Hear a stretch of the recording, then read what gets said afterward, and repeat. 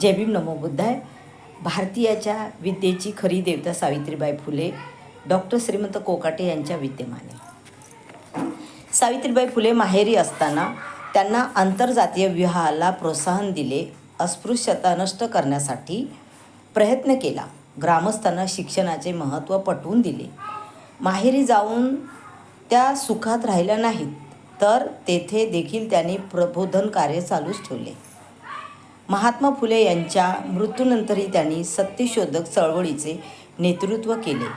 पती निधनानंतर सती न जाता त्यांनी निर्भीडपणे सत्यशोधक चळवळीचे काम पुढे नेले. दत्तक पुत्र यशवंताला उच्च शिक्षण देऊन डॉक्टर बनविले. आपण सकाळी उठल्याबरोबर आपण छत्रपती शिवाजी महाराजांचे स्मरण करावे, त्यांचे दर्शन घेऊनच आपल्या दिवसाला सुरुवात करावी, असे सावित्रीबाई फुले एका काव्यातून सांगतात. छत्रपती शिवाजीचे प्रातस्मरण करावे, शूद्रादी अतिशूद्रांचा प्रभुबंधू मनोभावे. महाराणी ताराराणी यांच्या कार्यकर्तृत्वाचा सावित्रीबाई फुले यांना मोठा अभिमान वाटत असे. ताराराणीच्या कार्याची आणि शौर्याची यथार्थ प्रदीर्घ वर्णन सावित्रीबाई फुले यांनी एका काव्यातून केले आहे. ताराबाई माझी मर्दिनी भासे चंडिका रणांगणी, रणदेवी ती श्रद्धास्थानी, नमन माझिये तुझिया चरणी.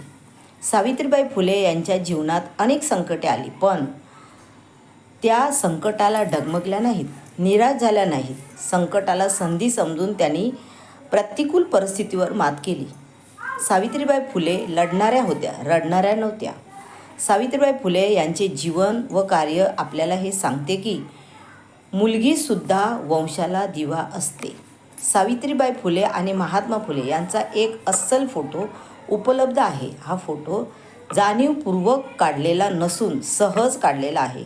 यामध्ये सावित्रीबाई ज्योतिरावांच्या उजव्या बाजूला उभ्या आहेत. म्हणजे स्त्री ही दुय्यम दर्जाची नसून ती देखील हिम्मतवान, बुद्धिमान आणि कर्तृत्ववान असते.